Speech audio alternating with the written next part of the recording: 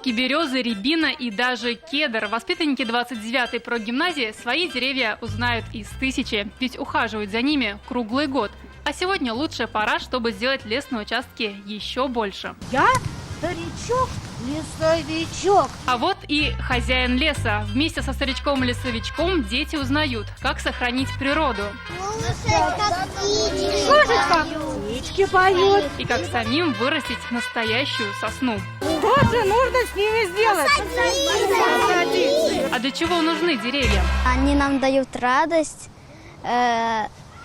воздух, и чтобы мы были сильными. Чтобы дышать кислородом чистым, свежим и хорошим. Песок, воду перемешать, а потом уже садить. По таким простым правилам ребята сегодня сажают сосны. Прикольно было сажать, еще хочется. Приумножают зеленую красоту сегодня по всей Казани. К акции «Растем вместе» присоединился и Ильсур Медшин. Мэр города посадил ели вместе с учениками 75-й гимназии.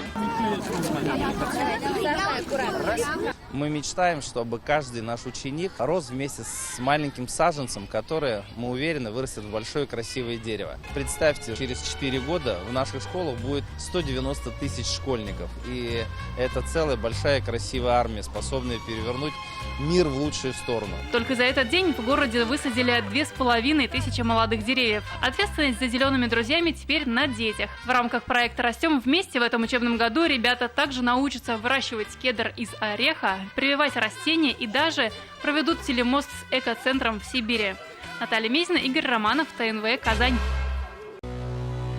Наша рука помощи вашему бизнесу. Антикризисные предложения. Телефон 843 5 705 100. Көтелмәгән кунак көттүреп кенә интернет челтәрләренә дә килеп җитте. Хәзер бу фильмның барлык серияларын ТНВ.ру сайтында карап була.